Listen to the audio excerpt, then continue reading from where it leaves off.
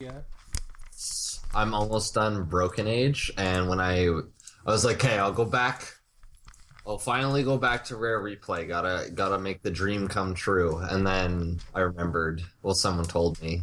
Bloodborne. Yeah, Bloodborne DLC comes out tomorrow. It's like, son of a bitch.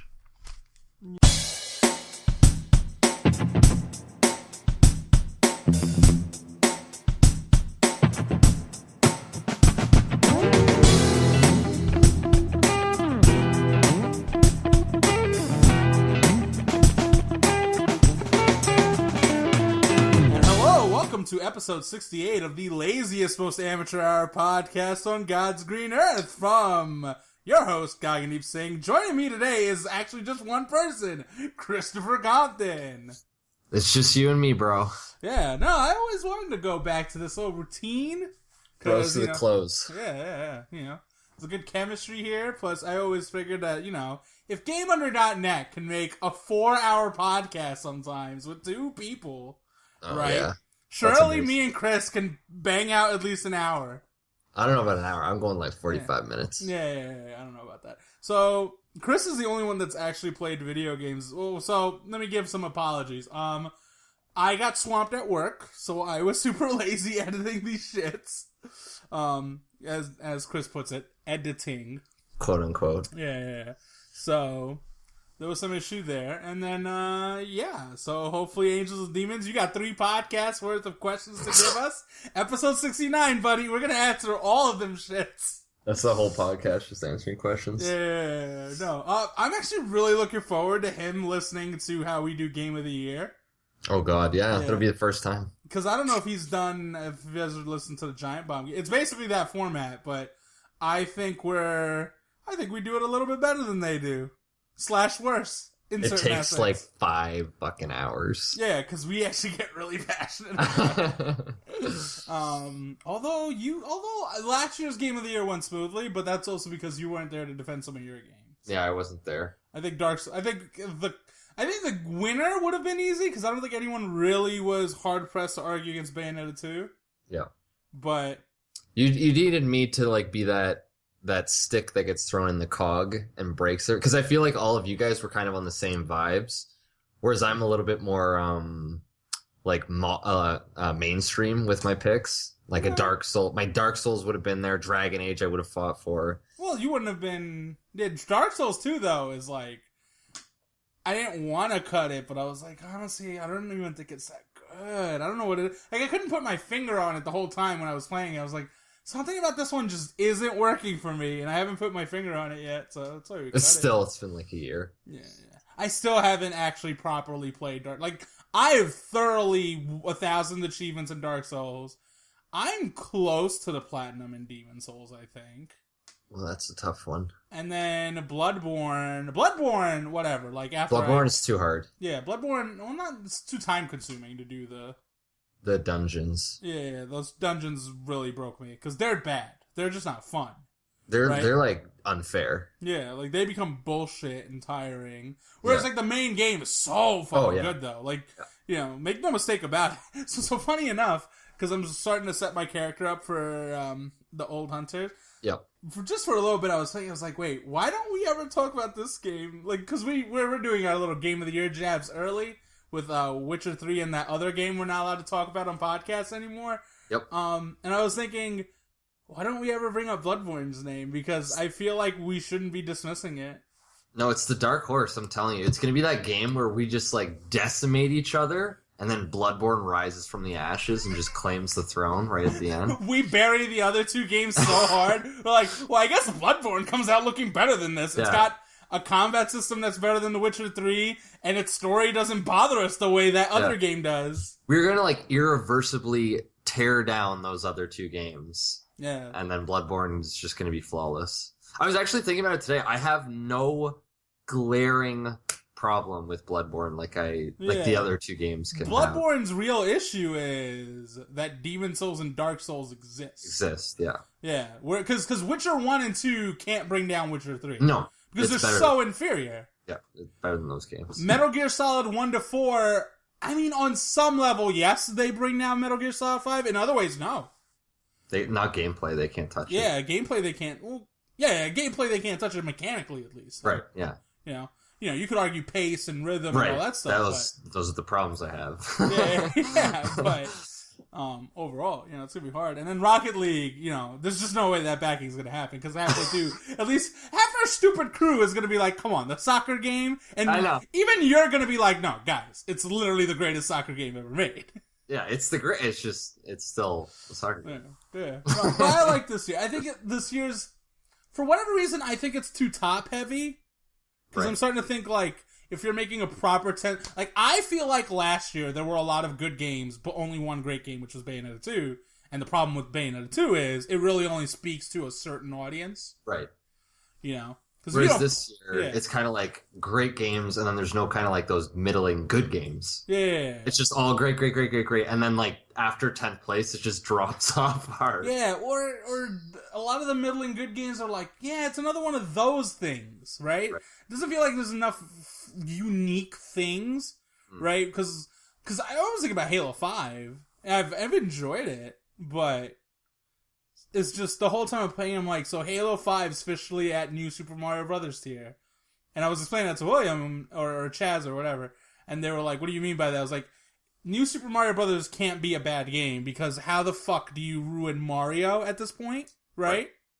But I don't give a fuck. I don't know. I think Halo 5 is the most interesting that series has been mechanically since, like, for me, like Halo 2 almost. Yeah, but I don't know. Or is it because our friends aren't into it? Because maybe that's the issue? I don't know. I think it's literally comes down to that jetpack just makes mobility so fast and fun. Yeah. Like for a console shooter, I mean. But yeah. Well, what I'm just saying, I was like, I feel like I don't play it the way I used to. Right. I remember playing so much Halo 2, 3 and Reach. Right. Yeah, no, it might just be friends. And I have a feeling that might change come Christmas. I have a feeling a lot of people are waiting. A, because of just the lingering aftertaste of how bad Master Chief Collection's launch was. Mm-hmm.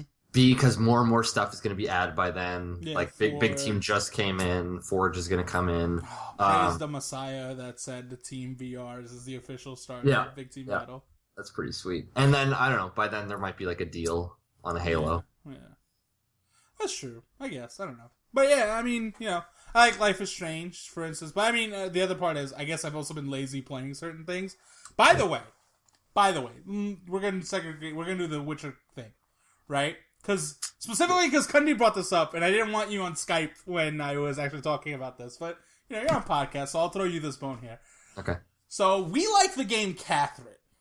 Yes, we do. Which is an Atlas puzzle game, and if you haven't played it yet, I'm gonna actually timestamp this podcast. Relax, Angels of Demon. Day 1, it will be timestamped. I do have the timestamps in place for 66 and 67. I just haven't like copy and pasted them into the main thing yet. Because we generally don't spoil, but this is going to be a spoil. This will be a spoil. So, Catherine with a K is, as I call her, wifey, and then Catherine with a C is the demon. Right. That game does a lot of cool stuff in terms of relationships and all that stuff. The problem I have with it, I guess it's not really a problem. It's that I wish it told this story, but it didn't really want to. Was that I wish she was a normal girl. Right. So then it was more about, do you want the freedom of a Catherine with a C, or do you want some of the stability that Catherine with a K provides? Because whether or not she's a stickler in the ass, she might be a little bit good for you, but Catherine with a C is the one that makes you feel like you're having fun. She's also the demon of the underworld. So but she's a demon of the underworld, so she almost has no redeeming quality by the end of the game. It's like, yeah, all right. That's that Atlas, like that Atlas weirdness that took it in a direction that like a movie or a book wouldn't go. But The Witcher 3, that's the exact thing with Triss and Yennefer, though. Yes. I absolutely look at those two characters that... Now, don't get me wrong, part of the story requires you to ignore the fact that Triss basically took advantage of a person with amnesia in kind of a deplorable way, right? I'm pretty sure later on, a few characters, like especially Yennefer, mentions that. Yeah. Because it is really, weird. Yeah, well, I mean, they do bring it up, because it's like, you can't not bring it up. It is really, like, it's so, the fact that the story tries to act like Triss is, like, the fact that Geralt doesn't blow up, does he blow up at her later on? Not in my playthrough. Okay. I didn't even think the option came up. Yeah, so I don't know yet, either. But, Like, it's very much that. Triss is better for Geralt in terms of, like, a stability standpoint. She's more loyal in the sense to him. Yep. She doesn't treat him, like, inferior in any way. Yeah. Whereas Catherine totally does that to Vincent, and Yennefer totally does that to Geralt. Yeah. But on the flip side, you can't say Geralt's heart doesn't want it. He wants that freedom. It's like, you get it. Yennefer is just more, like, entertaining. Not even just entertaining, she's just more free. She challenges Geralt in a way that Triss doesn't. Yeah, she pushes him. Yeah. I like that. I don't know, for me, I always like relationships where there's kind of a back and forth. I feel like there's still definitely an energy and a passion to Triss and Geralt, but it's just kind of like more friendly. Yeah. Whereas with Yennefer, there's actually like some jabs getting thrown in. Yeah. But Yennefer, you feel like you go on an adventure with. Triss, you feel like you come home to. Yes, absolutely. That's the way I look at it. And I think the game handles it so well, and it's just like, this fucking studio made The Witcher 1, which had sex cards, Yeah, no, they handle relationships in a really mature way. They handle a lot of things. Like, there's a lot of immature aspects to their game, but, like, in an endearing sort of way. I don't feel it's as, say, juvenile as certain things. Or degrading, yeah. Yeah. Of course, Towers listens to this. He's just bitching up a storm. It's like, relax. But, the more and more I play The Witcher 3, the more and more I still keep saying, man, I wish I liked this combat more. But I love that world. That is one of my favorite fictional settings in a game. Where are you at? Are you at Skellige yet? Not the place before, not Novigrad or whatever the fuck, what's it called? No, Velen came first, then it was Novigrad. Yeah, Novigrad comes second. Okay, so I'm at Novigrad most of the time. Oh, wow, you're not even in the second act yet. No. It's a long ass. It's so easy to go do other stuff, man. Oh, yeah. And actually, I've been watching my one friend play a little bit of Fallout 4. Yeah. Right? And I looked at it and I went, yep, this is not the game for me yet. At least I don't think it's the game for me, right? Right. I get the same reaction I get when I watch Sky. Like, when he was playing The Witcher 3, I was like, I kept texting you and Phil going, yo, guys, this game is pretty as fuck. Yeah, this game is pretty fucking cool. The way they've, like, designed this freaking, farm area. But, it looks like they handled gunplay a little bit better. It's still not where you'd want shooting mechanics to be, but I guess you don't want the shooting mechanics to be right either, in the sense. Right? Because you do want it to be somewhat of an RPG. Right. And, I mean, or just turn to another military shooter. Yeah. I don't know. On the flip side, I feel like they've handled... It just feels like it's more enjoyable to play in a more simplified way, right? Like, on a barbaric level... Not barbaric, primal level. It seems like it's more enjoyable. It does look very visceral. One of our words, yeah. Yeah. It doesn't feel like a tour de force, but it does feel visceral. You are correct. Right. Tour de force being the other word. So I'm not, I'm interested to see how Phil is going to feel about that overall game, in spite of the fact that he thinks it's ugly. Speaking of which, but that's really it. Otherwise, I have not played a lot of games other than Halo 5 during when I've been listening to other podcasts. Yeah. Like we said, they added Big Team Battle since we podcasted. Which is dope. Which is good. It's got vehicles, and you don't need to wreck them. Yeah, vehicles are good. No wreck point, or no wreck usage. Yeah. Right? You just praise be Allah. They fucking put, BR starts, which I've been saying this, which I think is smart, that they realize 4v4 pistols works, but Big Team Battle you probably need to put in BRs. The maps are too big. Yeah. And that's smart. That's why I keep telling Wazzy, I was like, listen, it isn't that SMG starts is bad in Halo 2. It's that certain maps needed BR starts. And I stand by Zanzibar being one of them. Yes, Zanzibar's too big. Yeah. You got too much space there. So that was good. I'm not a fan of the fact that a lot of those maps are fortress. Ugly. But, I mean, it's not even just that whatever, they're ugly. Yes, that is an issue. But, so here's my problem. You told us we're getting free maps, and that's your justification for microtransactions. Right. Why the fuck are they Forge maps then? Because you could not have charged me for those maps. Get the fuck out.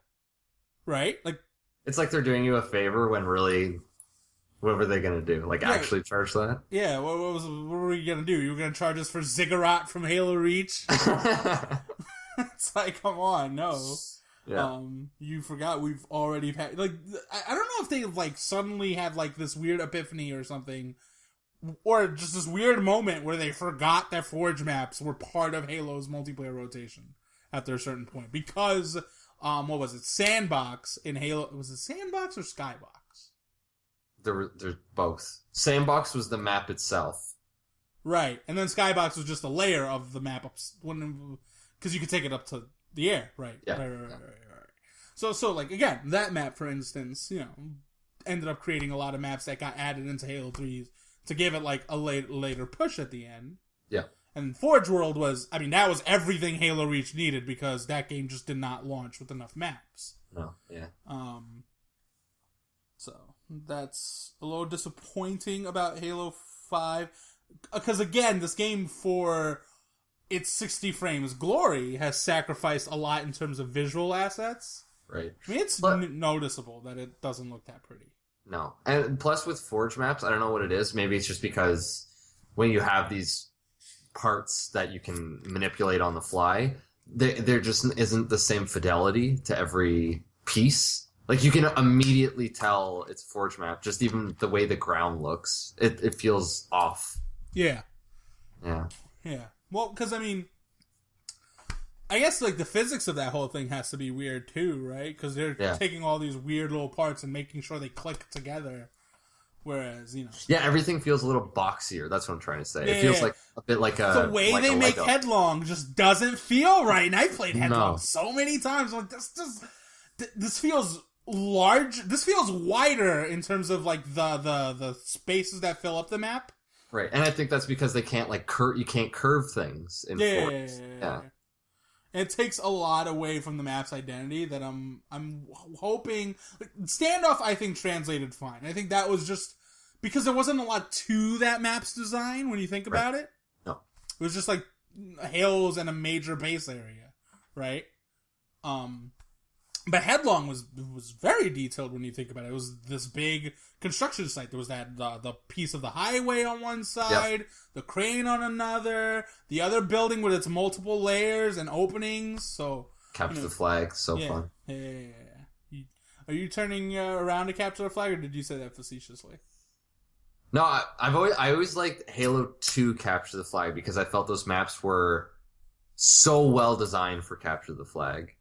That it was actually like a struggle constantly, and it always felt like such a cathartic moment. Whereas I felt in the later Halos that it just got shoehorned into maps that it's like I'd prefer to be playing Slayer. Like, when I think of Headlong, I'm thinking of Capture the Flag. When I think of Burial Mounds, I think of Assault.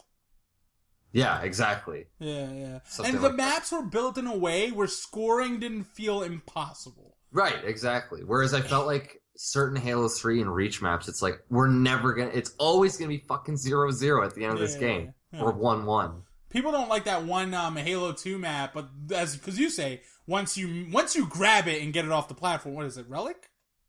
Yes. Yeah, once you grab it and get it off the platform, it's done. You've scored, right? But good luck getting it off the platform. Yeah, but good luck getting it off the platform. Exactly, that was a good thing. That was a good thing. Yeah. You can't do multi-flag on that map, but it's a great one flag map. Yeah, and absolutely. That was a thing I thought Bungie was never good at accepting.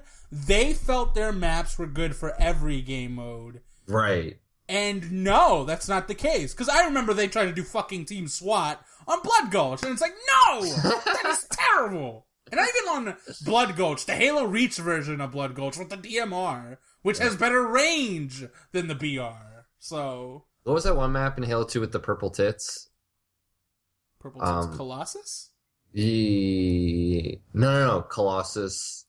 Was it Colossus? Might have been Colossus, yeah. That was a good one flag map. Colossus is the one with the giant middle elevator thing with the... Oh, no. That's one I call the Great Journey. I do this... I've done this since Halo 2. It feels like you're in a Covenant ship? Yeah. Yes. I know what you're talking about. I don't remember the name, though. It's a DLC map. Yeah, I call that map the Great Journey because as soon as that map loads, I run to the very top of one conveyor belt and I just stand still. And if I make it all the way to the bottom, I win. but I always get killed before I get there. Yeah, let's say. That doesn't seem like it bodes well. I remember that map specifically for the flag bounce trick. Yeah. You take it off the enemy side, you jump off in a total leap of faith, and just bounce that thing and hope it bounces off the ground and lands to your side where your teammate grabs it to score. It is so... they never showed glitches like that out of the game, man. Yeah. It was so stupid, but it was awesome. Wow. I don't know. I hope Halo 5 gets a little bit better. It's fine. It's just, I like it. It's that whole, once you've made too many of these games. Yeah. They should almost have, dropped Halo 4. Yeah. And then the other problem is it's, what really would help Halo, and God, I can't believe I'm saying this. They need to make a campaign that just gets your attention again. I just don't care about that universe anymore. Well, when you relegate Master Chief to a side character. Yeah, well. Even then though, I'm not invested in Master Chief like that.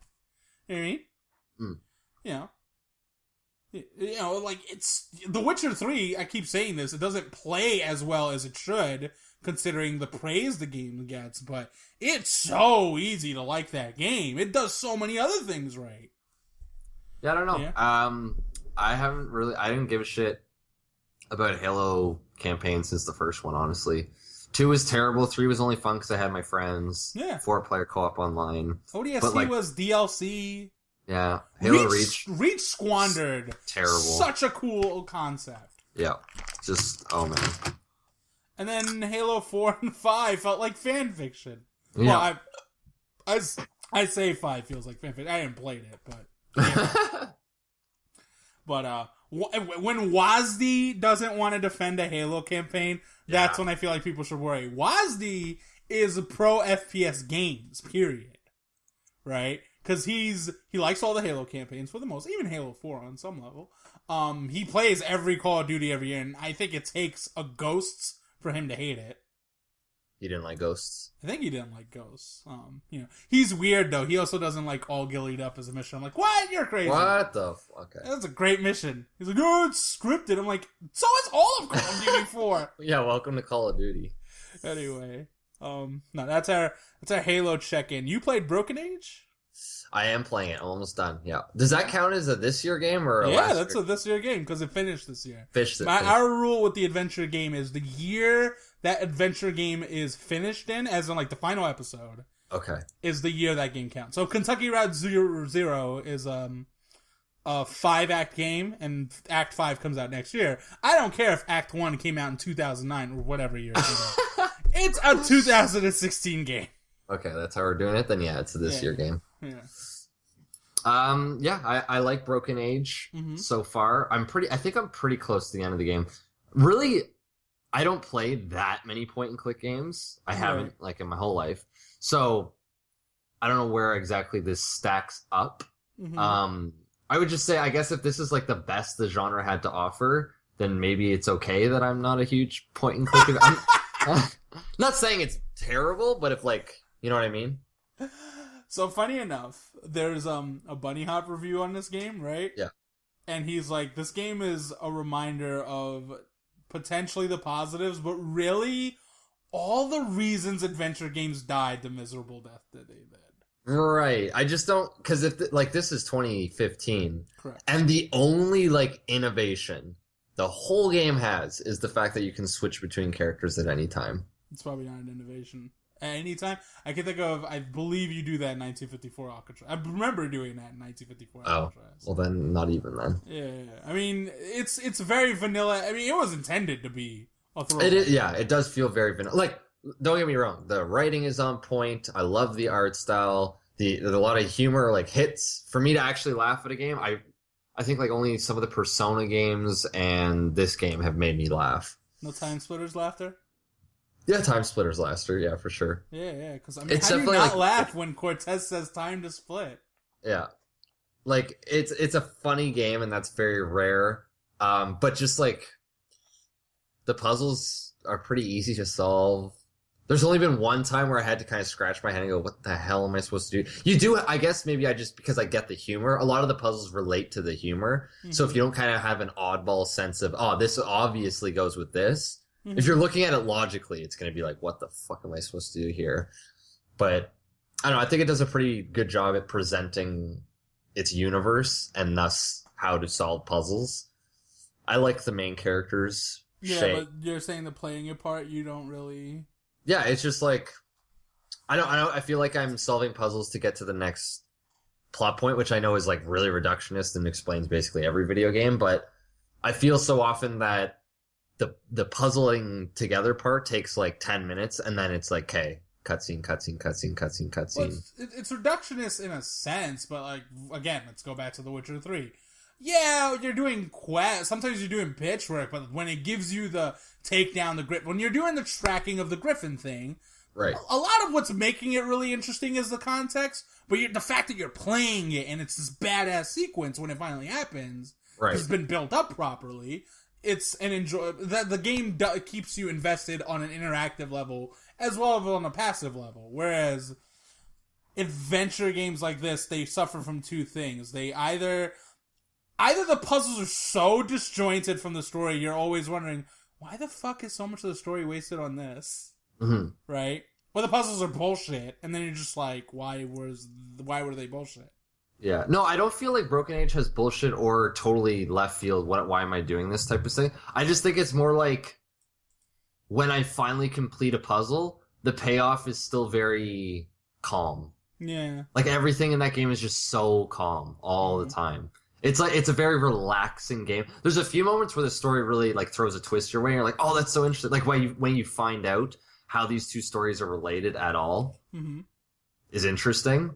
Although that would have been because that's exactly when the story ended for the first, and then it was like a year for the next. Yeah. So hence why it's a 2015 game. Oh, that would have been bad. Like, hence why it's a 2015 game, man. Because when it happened, because I'm playing the whole thing, it was a free PSN ID. I got the trophy came up for complete Broken Age Act 1. I was like, that's where it ended? People had to wait a year? Oh my god, I would have killed somebody. We're gonna cut it because you feel bad for people retroactively. Yeah, like, Jesus, that would have been terrible. But I didn't have to deal with that, so I just kept going. But yeah, like, cause that is when cause I don't know, again, it just feels like it's always beginning a little bit. Yeah. Like it's always starting to rev up, and then it never really does rev up.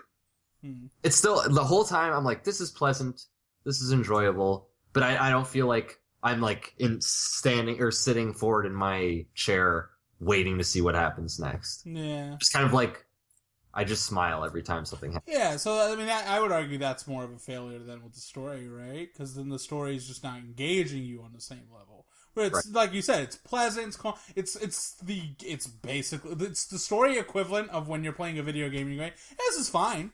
It's not bad. It's just I don't care." Yeah, it's. I'm glad. I'm definitely. I probably wouldn't have played it ever if it wasn't a free. Yeah. It's not going to convert you on point-and-click adventure games. There's supposed to be at least one or two puzzles in that game that are complete shit, though. I wonder if I got to one of them. Because, like I said, there was one that really pissed me off. Yeah. But for the most part, they're simple enough that you should be able, like, you shouldn't be using guides for this. Mm-hmm. And just oddball enough where you don't solve it in a second. Mm-hmm. Like, it's not a 2 + 2 = 4 kind of shit. Yeah. But again, that's probably all adventure games. How do you feel about the characters? Like, what do you like about Shay and the other guy? Vela. It's a girl. Oh, Vela's the girl. Shay is the guy. Yeah, Shay. You're a male named Shay. Shay is Elijah Wood. Okay. And Vela is, I'm not sure. She's not Elijah Wood. Okay. I'll Google this for you. Yeah, thank you. I like. See, the problem is, I think Shay and Vela do have characters, but so often their dialogue is just you asking questions. Because when a conversation happens, a lot of the time, the dialogue prompts are just you asking a question of what's going on or why is this happening sort of thing. And that's not a character. Anyone could do that. There are just brief moments, like especially at the beginning, where you're finding out that Shay's just like bored with everything. Mm-hmm. And Vela is kind of a rebel trying to break out of the custom. They do have parallels to each other's characters. Shay is bored with everything, that's why he's trying to break out, whereas Vela is frustrated so it's a little different. But I do like how, even though their worlds are separated, it's not just, look at these totally obviously the same people living these totally obviously the same circumstances. They're just different enough that I appreciate them, but a lot of they're the only ones that so far have kind of arcs. Everyone else just kind of serves as a one moment to interact with them to solve a puzzle, move on. Yeah. Her name is Masasa Moyo. She has not been in anything interesting. I noticed she's in BioShock Infinite, so I was instantly thinking, oh, Daisy. No, it's not her. She's basically, she's usually just supporting characters, female cop 2, nothing spectacular. She's apparently a voice actress in Team America, World Police, and Angels and Demons, so... she has a nice voice, but it didn't pop out to me the same way Elijah Wood or Jack Black popped up. Yeah. No. Actually, my favorite characters, and this is going to sound so stupid, is in Shay's world, he has a talking spoon, a talking knife, and a talking fork. Those 3 are honestly my favorite characters. That's cool. No, that's fine. Because, the knife is this... His name is Dutch. Right. And he's always like, I got your back, sugar, don't worry. And he's like, I'm going to take down this whole operation myself. So he's like this over-the-top, ridiculous character. So he makes me laugh. The spoon is... If you actually gave thoughts to a spoon, my favorite things are just combining the spoon with things to see what he'd say. I tried to combine the spoon with the cupcake, and he's like, "Sir, I believe that spoons can be used for everything, but even a barbarian wouldn't use a spoon on a cupcake." And I thought that's the type of humor that really makes me laugh. So that's why they're my favorite characters. That's cute. No, that's good. I mean, Schaefer's always been a rather creative dude. I mean, my issue with a lot of his games, since he stopped doing adventure games, is that because he was an adventure game developer for so long, he's actually not that good at making platformers or action games. Brutal Legend, he never should have put an RTS element in that game. That ruins that game. So, because I just found them so boring, because they weren't strategic, but God, that game had personality in spades. Oh, absolutely. I think that was, other than Psychonauts, I think that was my first Tim Schafer game. Yeah, and Psychonauts is so creative. It's so... You want to not hate that game when you're playing it. Even though the platforming sucks. Even though the meat level, the meat packing district level is so dumb. The meat packing or whatever. Yeah. It's so bad. The other thing that doesn't really work in Broken Age's favor is, even though you're dealing with kind of 2 separate worlds, they recycle the shit out of those environments. Yeah, no. Again, I'm not sure if that's typical for adventure games, but I just, especially when you have to revisit so many of those places, I just wish that they, I knew at some point when a certain part of one world I didn't need to constantly revisit, because the fact that you're kind of stuck in this place means that you can be like, no, I already searched that area, but something has changed about it, or now you have something to... So a lot of the time when I'm kind of stuck for a second, I have to revisit the entire place. Yeah. I mean, I can't speak to adventure games as a whole, because I'm not the biggest adventure game person, because, I mean, it's an entire genre that's sold to people in video game stories, so... And I like puzzle games, but my stance has always been I like good puzzle games. I like Portal, Braid, World of Goose, stuff like that. I will say, though, like Towers, for instance, he plays a lot of puzzle games. I mean, not just puzzle games, but point-and-click adventure games. I usually play games that he recommends, or at least get high on his list, like Book of Unwritten Tales. I played that because of him. You can check out his other opinions at GameUnder.net podcast or GameUnder.net.com. Or not .com, it's .net. Never mind. Anyway, the thing I've defended about adventure games, and I remember getting shit for it from fucking Phil and Carlson on a forum, is that, spin this any way you want, adventure games have always told some of gaming's better stories, because the very nature of the games is you better tell the story, right? Mm-hmm. And by design, they've been more creative. They just have way more range than RPGs. Of course, he gets mad because RPGs are the oldest genre. There's so many RPGs. I'm like, and here's the RPG story setup. Fantasy, science fiction, Japanese anime shit, right? And then Japanese anime shit goes in a couple different directions. But the Western ones are fantasy, science fiction, maybe throw in some cyberpunk, throw in one more steampunk. Wham, bam, that's all you got. Right. Right? Here, like, adventure games, you have whatever the hell Broken Age is. You have sci-fi stuff. You have horror stuff. You have romance. You have noir. You have detective stories. You have murder mysteries. You have crime dramas. You have... It's definitely more dynamic, yeah. Exactly, because the game I played last year for review, 1954, Alcatraz, was a fucking Beats era. What game would even... How would it fit? Mm-hmm. You can't make Grand Theft Auto with the Beats era. It wouldn't work. Right. You know? Well, how do you fit Judy from Doug into a video game? You don't. You know, unless you make Doug the video game. Which is what I really liked about that game. The whole time I was like, so this one chick looks like Judy from Doug, and that's kind of getting me through the game. Yeah. And that's, again, the advantages shown here, or with a game like Depania, or Book of Unwritten Tales, Unwritten Tales 2. Life is Strange, for instance. You can't do that game as a shooter. You can't do that game as an open world game. You can't do that game as an RPG. I mean, I guess you could do it as an RPG. But it would be the most boring RPG in the world. Like, right. What would you put stats into? Her sandwich making abilities? You know? Right.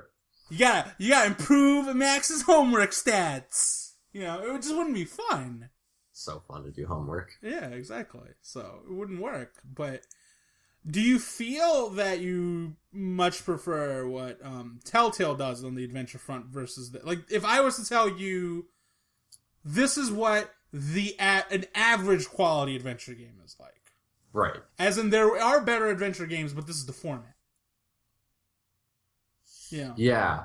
I think because I I can tell, whereas the biggest thing with Telltale games is they are so reliant on taking interactivity away that even when they like give you control of the character to perform some sort of basic puzzle activity, I feel almost sometimes, was that really worth letting me take over? Or that should have just been a cutscene. Mm-hmm. Whereas I feel that at least in Broken Age, these puzzles required me to have some hands-on experience here. So you actually like this format a little bit more. I think, yeah. I think I would like kind of an amalgamation between the two. Whereas Telltale games, I feel the cutscenes are way more engaging. Engaging, exactly. I just feel that the camera moves in a more interesting way. The on-the-fly decisions actually pack a punch, even if they're fake or illusory. There's something about their presentation that's top-notch. Right. Whereas, they do so much with that ugly-ass engine. Yeah, they do. Whereas I feel with Broken Age, the cutscenes feel like I'm just watching a storybook play out, which is, again, pleasant. It's fine. But I'm not...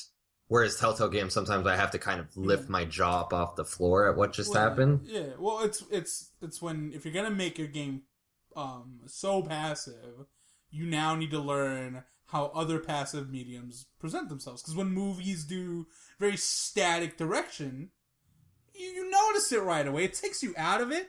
Momentum is definitely taken away, yeah. Yeah, whereas, part of the biggest reason that we like True Detective that first year so much, we could think of so many beautiful shots that were taken. Mad Men!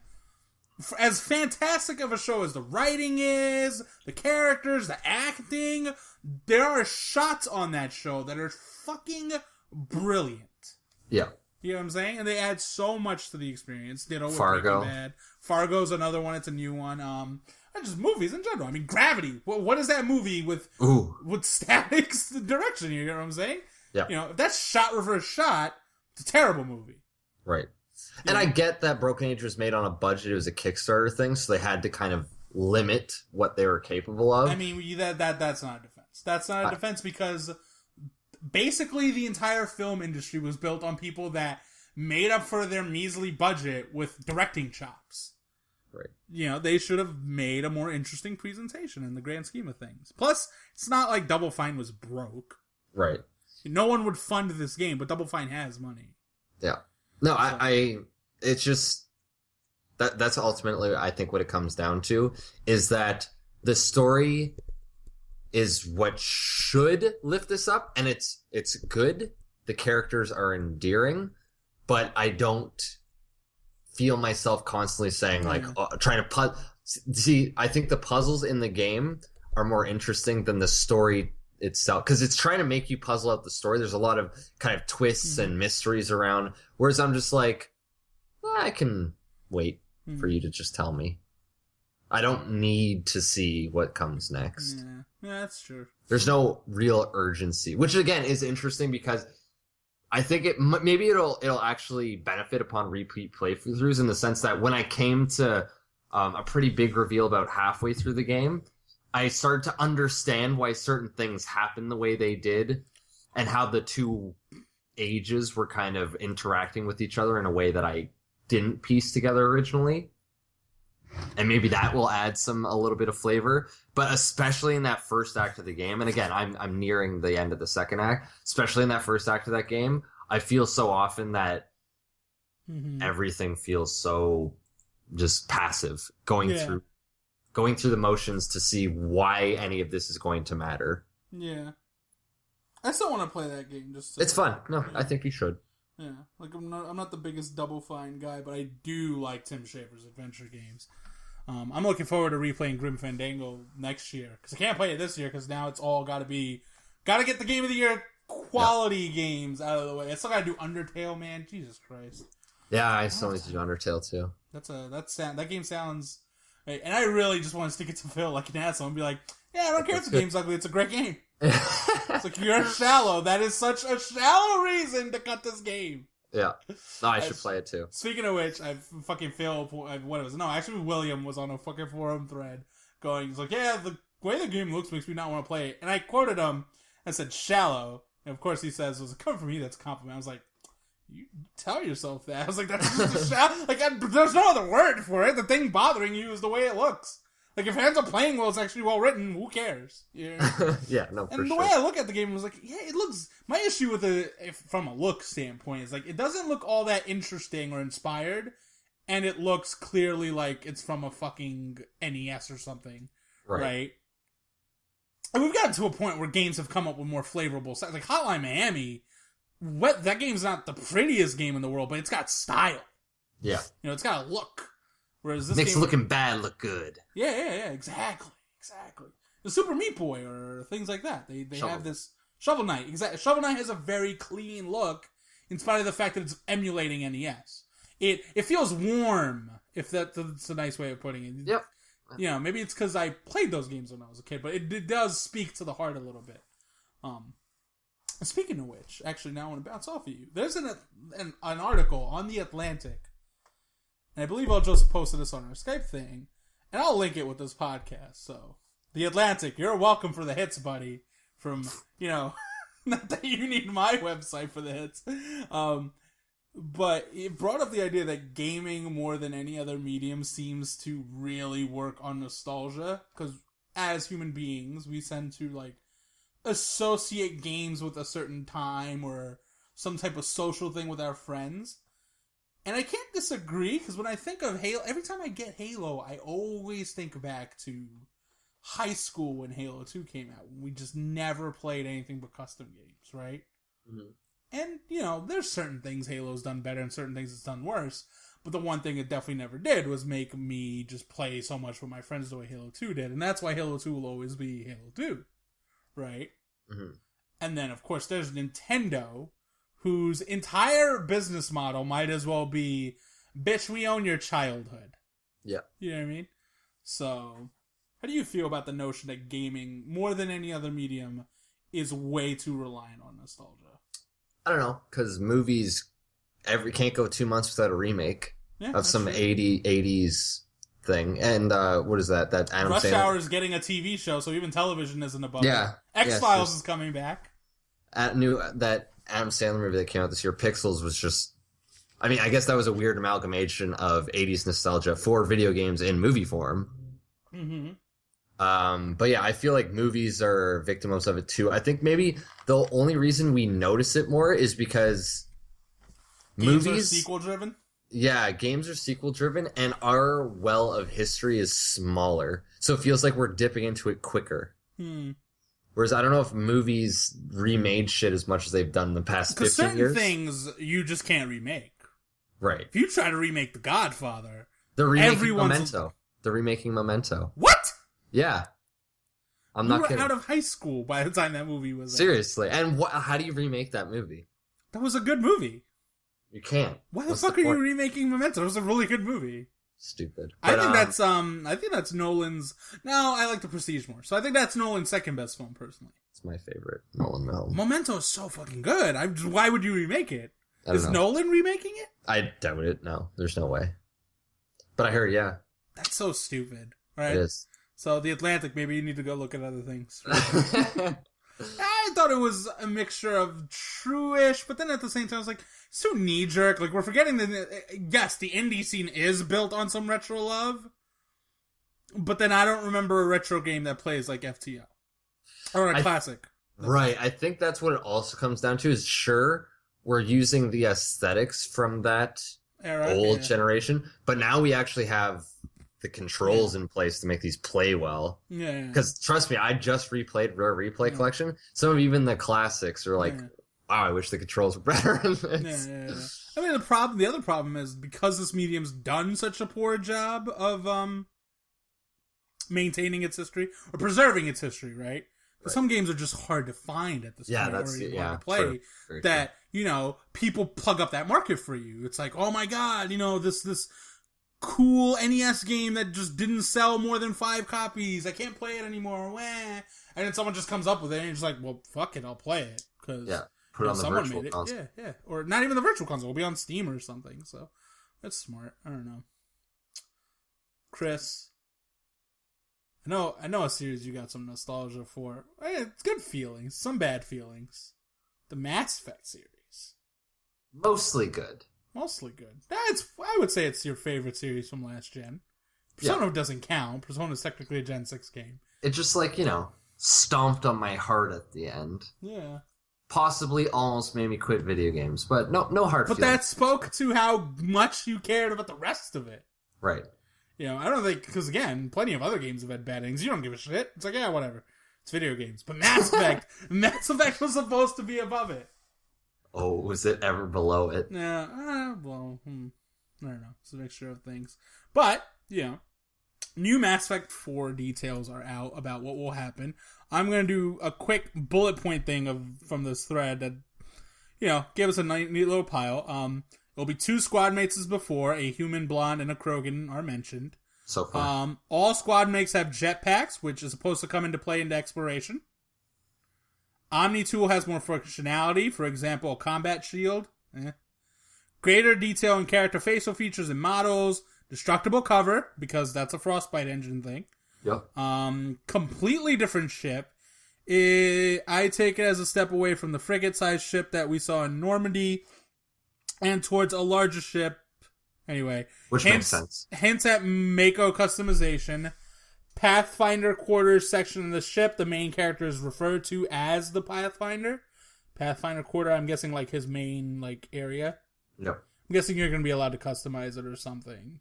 Probably. Yeah. Story revolves around finding a new home for humanity on other races, which makes sense considering that's the end of Mass Effect 3. Yep. New ship travel system instead of the galaxy maps where you manually fly the... new ship travel system where you manually fly the ship. We'll see about that. Enemies are bipedal cross between Vorka and Collectors. Forcha, you filthy heathen.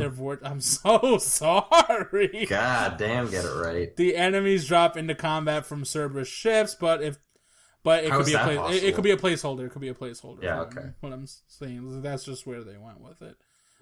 So I guess this is based on what you said was a leak of this game. Yeah, some sort of gameplay leak. Yeah.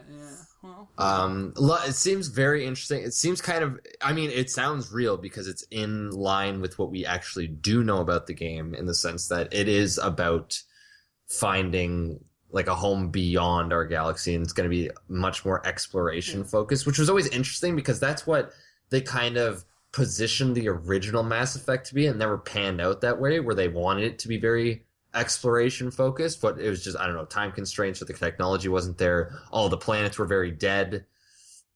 and lifeless and the same. So I do hope there is a much greater focus on exploration over. I mean, combat's still going to play a part, but I would prefer it be more exploration focused than combat focused. It'd be great focused. if they responded to the Xbox One and the PS4 as saying, listen, we made the decisions with Mass Effect 2 because, you know, that machine wasn't going to be able to do what we wanted it to do. Mm-hmm. These machines can get us closer to that. I want it to be that. I don't want to be at a position where I'm constantly going, it's like, BioWare dumbed down their game because it was the easier route to go. And listen, like I said, Mass Effect 2 is a better playing game than Mass Effect 1. You want to argue which game is more ambitious, it's not close, it's Mass Effect 1. Yeah. It was more ambitious. I mean, whatever, ambition doesn't mean a better game. I would love to see the mechanics and what they were going for in Mass Effect 1 done properly. Yeah. I mean, like, you just land on planets and there's no mission tied to it until you start getting involved. Listen, the combat of that game, as bad as it was at times, would have been so much more tolerable if the rest of the exploration was there to really lift that game up. Right. You know, but it wasn't, because like you said, the planets were dead. But we're seeing these open world games. We're seeing people sort of at least figure out tricks to at least say, listen, you're gonna make samey shit, but you can do this, that, or that that will make it feel varied or interesting or compelling or keep the player wanting to play it.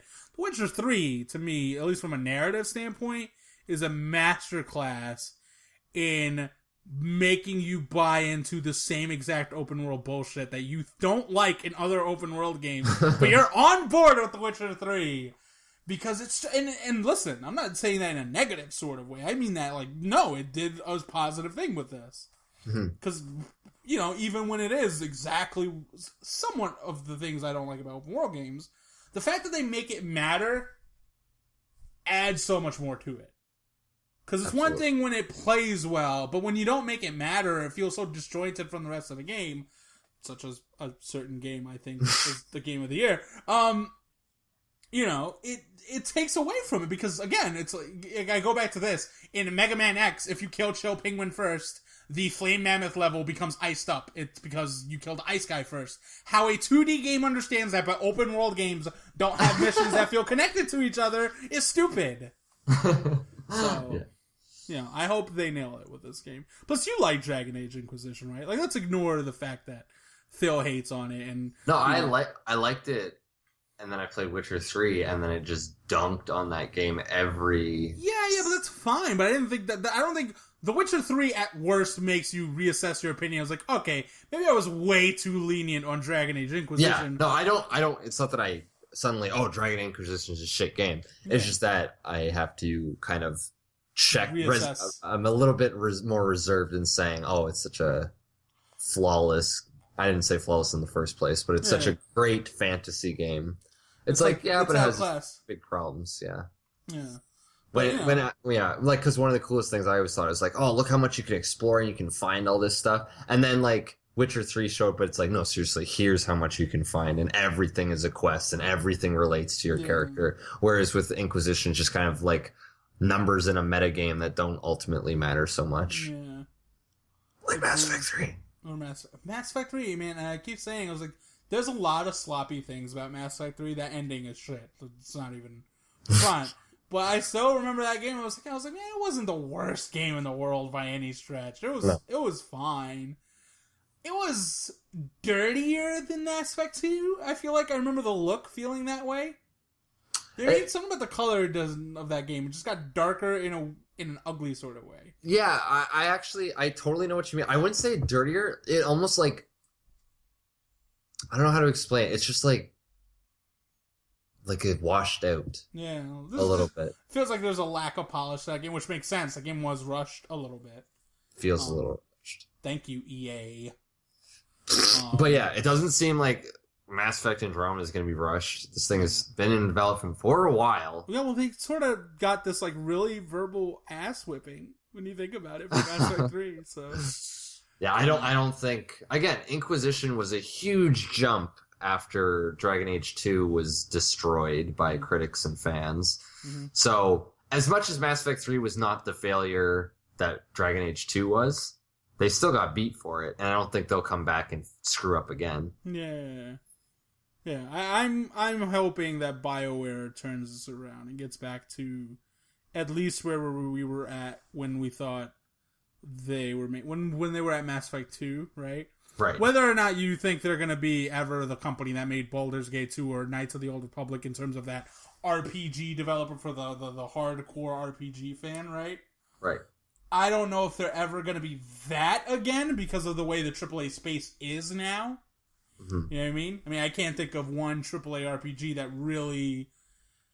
I mean, if it's not an Obsidian game, it doesn't. They don't play like those old RPGs anymore. Right. You know what I'm saying? Like Final Fantasy 15 isn't going to be a menu-based game. It's going to be Kingdom Hearts. Yeah, Kingdom Hearts is going to be Kingdom Hearts, and then Dragon Quest looks like it's also more in line with this stuff. And then Nier... Looks a little Ni no Kuni. And then Nier, even though the first game was very much a beat-em-up itself, they got platinum games on it. They're going to do things you expect from a Nier-type RPG, but it's still going to have platinum's influence, so... I'm liking what I'm seeing, if these are to be believed, which they seem pretty legit. I do like the fact that there does seem to be, of these 10 bullet points, half of them are relating to exploration. Which, if you're exploring a new galaxy or a new universe or whatever the hell this is, you want the focus to be on exploration. If I'm shooting dudes in a new place, it doesn't mean anything. Yeah.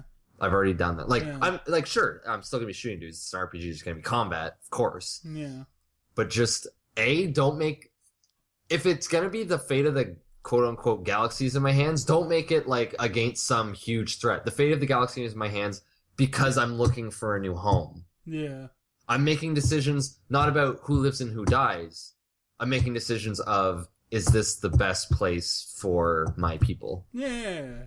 I hope the atmosphere is there the way we want it. I'm a little bummed out because this very thing outlines the fact that there's not going to be proper cities or anything, right? I don't see how they're... Unless they do kind of like a mother base, whereas over the course of the game it builds up. But yeah, I don't see how there would be a citadel or anything like that. Yeah. The Andromeda Galaxy has their own Reapers and their own cycle. Be like, oh my god, no! Oh, I would turn it off. I'd just go back and play where did you go wrong, BioWare? Where did it go all wrong? I don't know. Yeah. I don't know. I hope it's good. I'm more interested to hear about that new IP they're supposed to be doing, though, because without seeing proper gameplay, I can't realistically react to it and go. It's just leaks for now. But I think we'll see it huge E3. Yeah, big time. Speaking of which, there is a new Valkyria game. That's so. Context. I really like Valkyria Chronicles to the tune of I think it's one of the 10 best games of the previous generation. And, I backed that play. And you backed that play. In fact, I badgered you until you played the game. You wrote the review for it on our site, and it was wildly glowing. I liked it a lot. Because that game is super fucking cool. It does so many different things. It's unique. You really can't just as you put it, if you try to write the game's genre down, it's gonna sound like the weirdest thing in the fucking world. It's just gonna sound like a bunch of things that don't make any sense. Right. That they would work well, and it does in that game's case. And they're turning it into a more straight up JRPG called Valkyria of the Blue. Valkyria of the Blue. Yeah. So you should know. It's an entirely different universe. Valkyrias are no longer human, they're demigods. You fight mechas. Oh my god. And it's like, come on. What is wrong with strategy RPGs? XCOM drew so much money.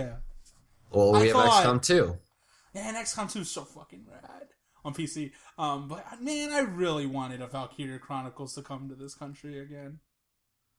This is not it. Yeah, I don't know. Well, what bothers me is, again, this feels like another genre that'll never see the retail $60 space unless it's an XCOM.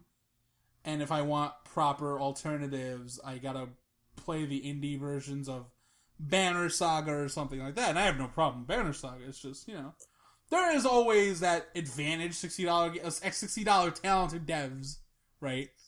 Well, yeah, when you're playing Valkyrie, that feels like a battlefield. Yeah.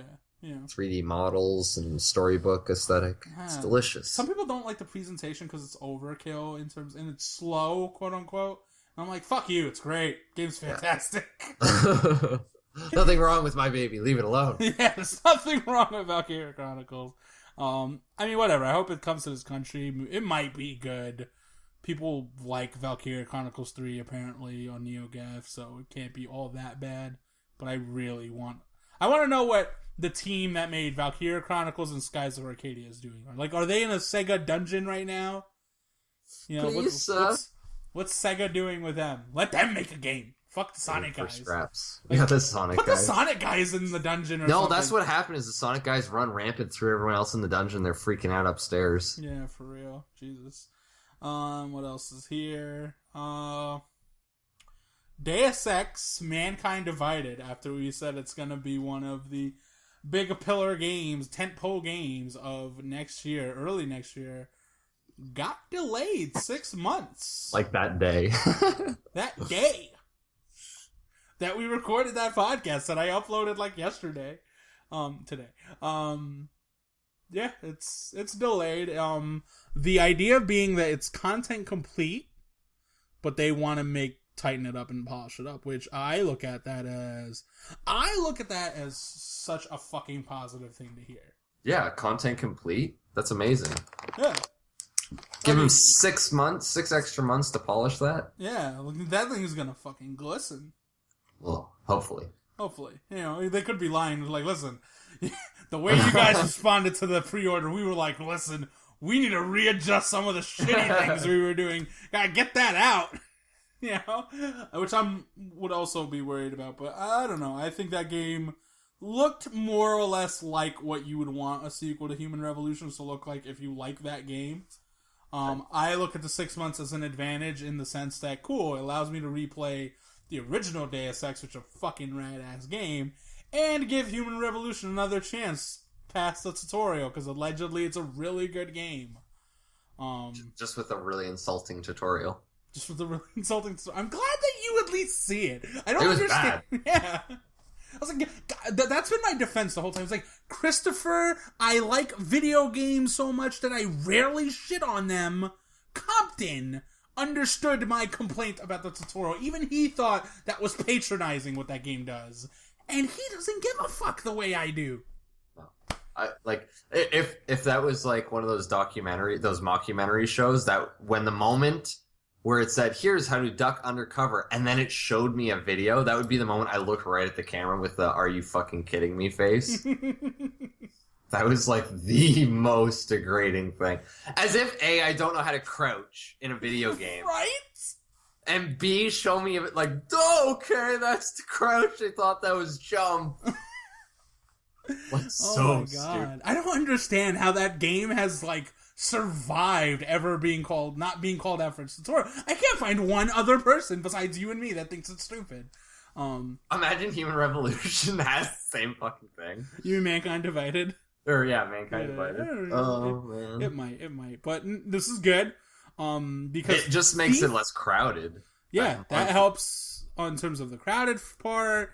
It gives the game a better fighting chance, because I don't know if it survives in a month with Far Cry and Uncharted the next month. Because whether PC people would like to hear this or not, PlayStation fans are basically the audience right now that's drawing the most money, right? Mm-hmm. If you got that SKU doing a lot of money, you're doing good. Or, well, sorry for you grammar Nazis. Yeah. Uncharted's gonna draw, and it's gonna get the majority attention on the PlayStation. Sony will fucking flood the PSN stores with Uncharted 4 stuff, right? Because they know that game's gonna draw money.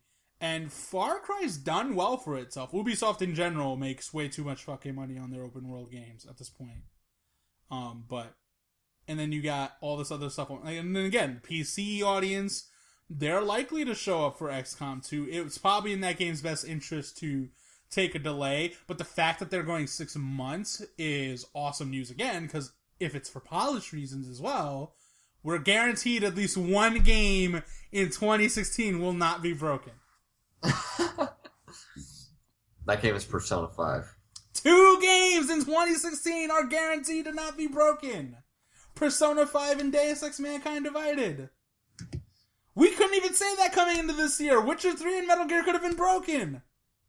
Yeah, no kidding. You know, we didn't think they would be, but they could have been. There was no guarantee. Deus Ex Mankind Divided and Persona 5 guaranteed. I say this, and then next year they're going to be the 2 most broken games. Mankind Divided will like destroy consoles or something. Yeah, that'll be the red ring. Return. Yeah. I'm like, wow, what asshole thought these games weren't going to be broken, huh? Anyway.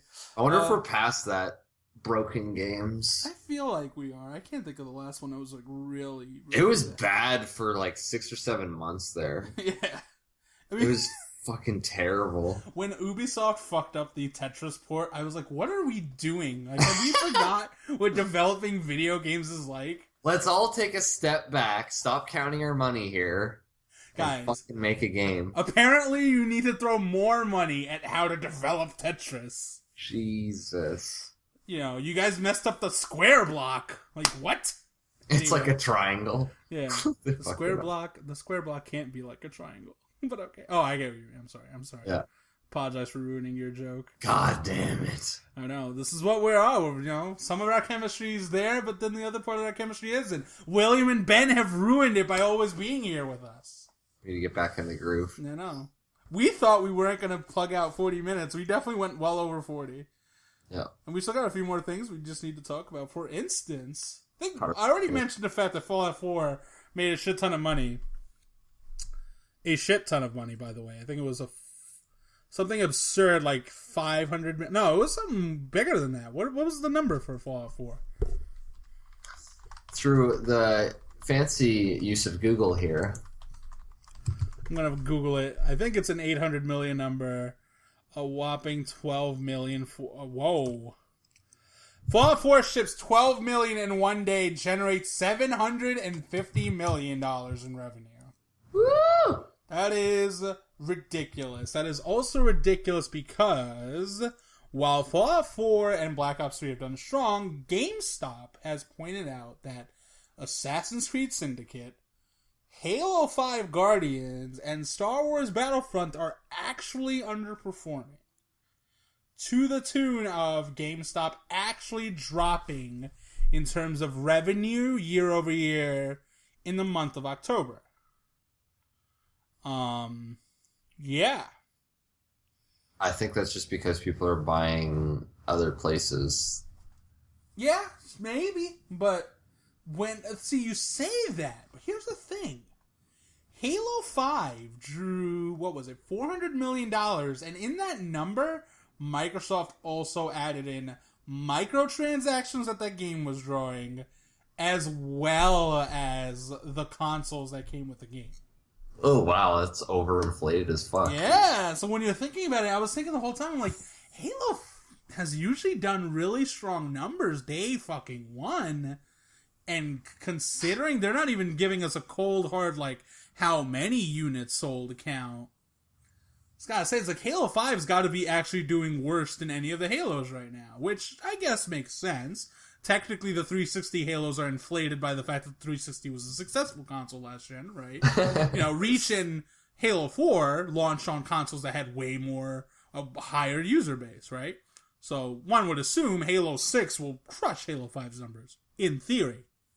And then comparing it to Halo 3 isn't fair, because again, I would argue, even if you showed me that the marketing budget was the same, I would tell you the marketing's not the same. What Halo 3 was in 2007 versus what Halo 5 was. Finish the fight. Yeah, Finish the Fight was the slogan for if you were in gaming that year.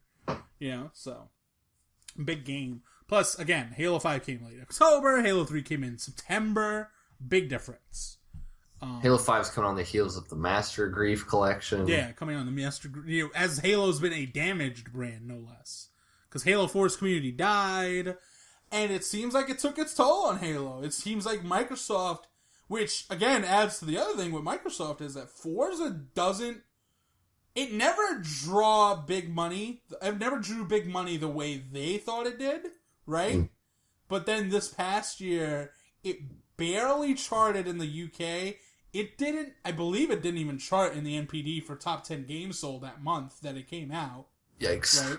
And that's a tough thing to swallow because console games aren't like PC games. They don't have legs like that. Right? Most console games tend to start strong and then they die. Then they get like their sales, but it's like if you didn't make them in that first month or 2 months, you're sort of fucked. It's hard to bounce back after that without, being on another platform, for instance. And, if Gears of War is any indication, Gears of War never drew Halo's sales, so one has to assume, is Gears of War 4 going to do gangbusters next year?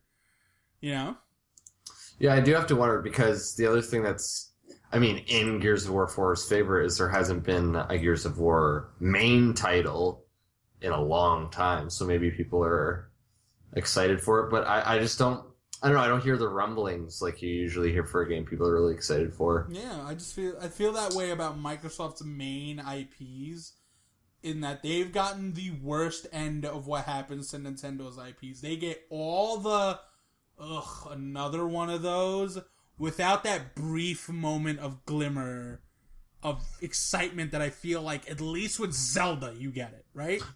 Well, plus the other messed up thing is the fact that Zelda, Mario, Donkey Kong have been around for 30 years. Yeah. Marcus Phoenix and Master Chief have been around for less time, and you're already, and people are treating, exactly. people are talking to you like you're Mario in the sense that you've been around too long. It's like, you actually haven't been around that long in the grand scheme of things. Like, Marcus Phoenix isn't even 10 years old. Yeah, and people are already like, I'm done with Gears of War's formula. So it makes me look at games like Quantum Break and Scalebound. It's like, Microsoft needs these games, at least one of them, to be the next hit. It can't just be, it sold 1 million. No, it needs to be probably a 3 million seller, a 4 million seller. And Microsoft needs to be able to, at least be like, this is our new character. This is our new star. I don't see either of those games. Yeah, I can't see, Platinum's games, I love them, but good God, which one has sold that well? Vengeance? The game that said Metal Gear on the box made the most money. Yeah, what a shock. The runner-up, I'm guessing, is Legend of Korra? Well, maybe Bayonetta, but... I feel like probably the first Bayonetta. Yeah, but again, that was on the 360 and PS3 at their peak, more or less. So, not even when they were new to the market, like mid-peak at that point. So, it's gonna be rough going. The other thing is, if, let's say this is a norm, that Syndicate is doing below expectation, we can chalk that one up to Ubisoft fucked up with Unity, right? Yeah. We can chalk that up to Assassin's Creed's getting a little stale, although Call of Duty still draws. And Battlefront, it's the movie isn't out yet, and then, the beta and the review, the word of mouth for Battlefront hasn't been as strong as you think it would be. Pretty negative, actually. It's actually relatively negative when you think about it. So it almost makes sense that, that game shouldn't be drawing the way they think it should, because, in gaming, because it's such an expensive hobby, people do give a fuck about review scares more than movies, right? It's easy to watch a bad movie for $10. It's a lot harder to buy a middling game for $60. You know what I mean? People are starting to do their research, I think, a little bit. Yeah, but I've always said that. I was like, the problem, gaming's always had that issue. You need to actually be somewhat quality to sell, because no one's running out there to... I can't think of a bad game that sells a lot of money. Like, full-on, grade A... criticized for being bad. Maybe I would think it's bad, but, Gagan has real standards. I'm talking, in general. I think the last game that was, Too Human that happened. It was, a long time ago. And even that game didn't do well in sales. The game didn't do... If they did well, they would have made another one. True. So, you know what I mean? It's very rare these days for a huge hyped game to fail. Yeah. Destiny, for instance, one might argue is a bad game that sold well. But that would be an exception, and so many crazy people would argue it's only mediocre. Not a bad game. It's only mediocre, and it's like, that's still showing how low gamers' bars have fallen. And it had the advantage of, as you argue, that 2014 just wasn't a good year, period. If you're talking AAA releases, you're 100% right. That year sucked. You know what I mean? Pretty slow. Yeah, I mean, because you take the Wii U's offerings out of last year's lineup, right? The quality retail games are as follows: Wolfenstein, Alien Isolation, Shadow of Mordor, Dragon Age Inquisitions. That's fucking it. Yeah, the 2014 is the only year, as much as I liked Inquisition, and I actually liked more Mordor, is the only year where those games were the front runners for Game of the Year. Yeah. Yeah. I was like, Bayonetta 2, I keep trying to say it would do really well, but the way I look at it is like, it's because I don't even think 2015 is necessarily as strong as I used to think other years are. You put Bayonetta 2 up against The Last of Us, or my opinion of Dark Souls, or my opinion of the original Bayonetta, and then I'm looking at Bayonetta 2 going, alright, let's calm the fuck down. Let's calm the fuck down. Bitch, go sit back there. Yeah. Anyway, I was gonna say, does it feel like sometimes these consoles are killing it in hardware, but they're not pushing software the way we think they are? Which is weird, because then why the hell are people buying them? Yeah. Are they just buying them so that they can say, like, I have an Xbone or I have a PS4? Well, the way I looked at it was, I think it's just, the PS4 and Xbox One are actually only speaking to a very specific audience, right? And whereas last gen, the 360 and PS3 were still speaking to an even wider audience than just the core gamer, right? Or like, because of the Wii, there were more gamers coming in. Right. And now because of the way cell phones and tablets are, because those people don't exist. Because on some level, I feel like the adoption for the PS4 and Xbox One almost should be higher than it is. If the Wii audience is supposed to be part of this in some way, like, where have they gone? They're still. And we know where they've gone, but Well, yeah, they're on their iPads. It's almost like, maybe Sony and Microsoft haven't done enough to get them back, or maybe the worst case scenario has happened where these people bought gaming machines, but they're looking at some of these AAA cats and saying, I'm tired of your shit. Well, I don't know if that's worst case scenario, but that might actually be best case scenario, but they're finally looking at some of these AAA cats and be like, I'm tired of your shit. I want new things. Yeah, I don't know. Maybe even we as gamers undersell the fact that people do buy these as entertainment systems, and like they use them as a Netflix machine, as a TV channel machine, and they don't even fucking How often do I go on my Xbox and my entire friends list is Netflix, YouTube? Yeah. I'll be the same way sometimes on my PS4. Like, no one's playing games on these fucking things. People always argue that, there's no drought of games. I was like, it kind of is a drought. Like, we had really lengthy games this year, but I still feel like, again, if we were being an asshole website that said, take the downloadable games out of the equation and just rank the retail games the PS4 had that were really good this year, you'd go Witcher 3, Metal Gear, Bloodborne, Fallout 4. I don't know. Yeah, you see what I mean? Like, where was the other games? I'm trying to think. I'm thinking. I was like, then you fish and go with Assassin's Creed, Battlefront, and Call of Duty. Which bad thing that I have to Batman. Oh, Batman. Yeah. Batman, and then the other one I'm trying to think of. I can't think of another big FPS this year. There was no good beat 'em up this year at all. There was no good horror game this year. There was no major... Metal Gear was our stealth game. There wasn't a big JRPG other than Bloodborne. There wasn't a big racing game on the PS... what was it? Project Cars, I guess? That was a good game. Allegedly. Mortal Kombat 10 was a good game. But you know what I mean? I feel like we're not talking about this year the way... Again, like if I asked you to name games from 2007... how quick are you doing that? The Orange Box, Call of Duty 4, Halo 3, Bioshock, Mass Effect. That's just the 360. Forza 2, The Darkness, Graw 2. We can keep going. What? Oh, no. That was 2008. 2007, yeah. Yeah. Batman. Yeah. Fucking Batman!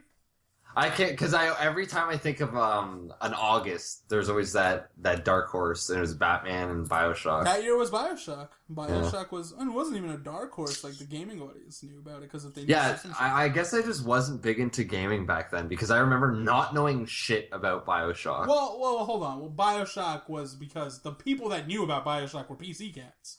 Right. It was the console people that were surprised by BioShock. Yeah, no, that's what it was. The demo came out and I was like, what is this? Yeah, you needed to play it, It's amazing. I don't know. We didn't have that this year. No. Was there a dark horse this year? All the games isn't a downloadable game?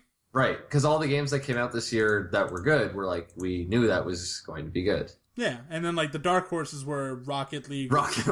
Yeah. Rocket League or Undertale seems like the dark horse, if anything. I guess, yeah. I guess Mario, I don't even think Mario Maker's a dark horse. I think that concept always spoke to people. It was like, you get to make your own Mario levels. You get to make your own levels of the greatest platformer ever made. Yeah, it doesn't really seem like that's gonna fail. Yeah, it's like, okay, that actually seems like, why did it take Nintendo this long to get to this idea? I guess maybe Ori, but that's downloadable. Yeah, that's what I'm saying. And I'm the biggest fan of downloadable stuff. Yeah. It's just, It's not why people buy consoles. It's not why people buy new machines. And the other issue I've always said, with the exception of Rocket League, I guess in this case, is that the problem with the downloadable front has been because they are, they have to be quote unquote cheaper games to make. I say quote because for the people making them, they're pretty expensive since they're betting their livelihood on it. Yeah. It's that they're trying to push the envelope in a 2D space. It seems like the 3D space, which is, whether you like to hear this or not, the more immersive style of game, right? Yeah. That's sort of gotten stagnant in spots, Witcher 3 and Metal Gear, I feel like, are major exceptions. I don't think they can just be dismissed as stagnant. You could argue one of them is more flawed than it should be, but it is what it is. So that hurts. Whatever. I don't know. I still think it's in a good year. Because again, once you start putting the downloadable games into this, it's like you had your big games actually delivered for the most part, with the exception of Phil thinking Arkham Knight is broken. And it was. And it was on the PC. It is on the PC, at least more or less. Just not mine. Just not on our rigs, because we bothered to get rigs that are more modern. But it seems like the big games are hitting, and then, the indie scene's doing its thing. It's filling up the rosters, It's giving these systems a library, but, man, I want what we're getting in Q1 next year to be like the standard all year, the whole year. I want every month to be some kind of big game. Well, it starts strong. Hell is strong next year. Yeah, but then what happens? I mean, because it's gonna cool off in the summer, because it always does. But then I don't want that fall to be like that one fall game, and then we're looking at the rest of it. It's like, because I feel like this fall was, we played Metal Gear, we looked at Fallout, and then we looked at the rest of the lineup and went, who cares? Right. Like, I want to play Halo 5, but it's Halo. Persona 5 is allegedly summer 2015. That could be the summer game of the forever. I can't think Oh my god. If they actually... I want them to release it June or July. If they're talking fucking September 5th, I will kill them. That is not a summer game. That's fall. Oh, I don't know, man. The way climate changes these days, that might as well be summer. It's not summer. It's not summer in the strictest sense, but trust me. If school has started, it's not summer. The problem is, they might need to start calling the off-season of school something other than summer vacation. Because it's gotten to a point where summer starts in, like, fucking July. And then freaking ends in September. And then we get fall in, like, November.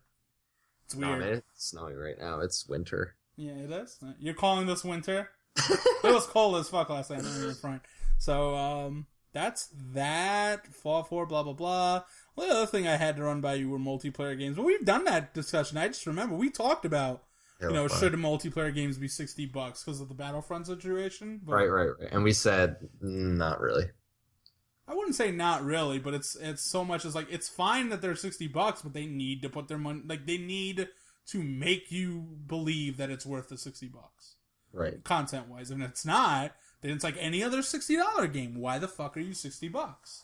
It's like a single-player only game that's only 6 hours. Yeah. For instance, there's certain single-player games that shouldn't be $60. I love Platinum's games.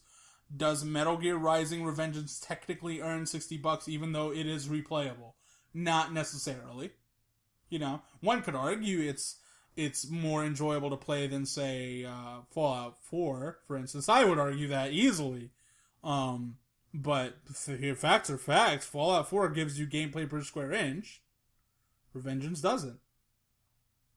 Yeah, because even these smaller downloadable titles are totally replayable. Yeah, some of them are replayable, and some of them are now getting meaty. City Skylines is going to take you a lot of hours. Banished is going to take you a lot of hours. Ori's a 10-hour game. Pretty insane. $19, yeah. And then they're getting to a point where the visuals are actually... We can't dismiss them as just saying, oh, it's just a 2D. Go fucking look at Ori and the Blind Forest and tell me that's an ugly game. Go look at Transistor and say that's an ugly game. I don't think you could say that. That game is beautiful. Broken Age is a good-looking game. It's a specific type of beauty, but it's definitely beautiful. Yeah, like the games have very polished visuals now. Whereas before they had art style, but they always had that little fugly look to them. Yeah. Now it's, oh my god, they got some money behind this game. Like this runs smoothly, this feels tight. So. Are you going to be playing the old Hunters? Yeah, I'm going to put myself in position. Because the problem is, we got the games beaten system punishes me for playing a game I beat this year. Right. Which I fucking hate the rule that I can't replay games from this year. That's so dumb to me. I was just count it. Who cares? The Bloodborne times 2. Yeah, the people complaining about it are the people who aren't even participating. Like, you're not even participating. What do you care? Let me play. Some of the people who have, episodes. Yeah. I was like, listen, episode should count as a full season. Like, you shouldn't be putting in your New Game Plus, but if I went through the trouble of starting New Game in Bloodborne, please tell me how I didn't beat a game that was effectively 40 hours long. Yeah. Yeah. So, whatever. I have to replay a decent amount of that game. Yeah, I have to replay a decent amount of that game. So, that's the only... I was thinking about shelving Old Blood, because I'm like, I already have an opinion on Bloodborne. But I'm like, ugh... I don't feel like doing all the work for Old Blood next year and then getting none of the credit for it. So, my opinion, my next year I'm going to make it so I don't play... that's one thing I like about The Witcher. It's better built for DLC. Yeah. You can actually sort of... Jump in and... Yeah. The problem... I've always said this about the Souls games. They're so good at doing DLC... But the way they're designed, it doesn't... The thing they need to do is allow you to do multiple save slots. Right, yeah, I think that's the ultimate thing. They need to stop. They just need to let you do that so you can be ready for the DLC. Because my stance was, I was like, okay, I can either start a whole new character, which no, or I can do this in New Game Plus, which then I'm not even playing the DLC at a level that's technically going to be fair.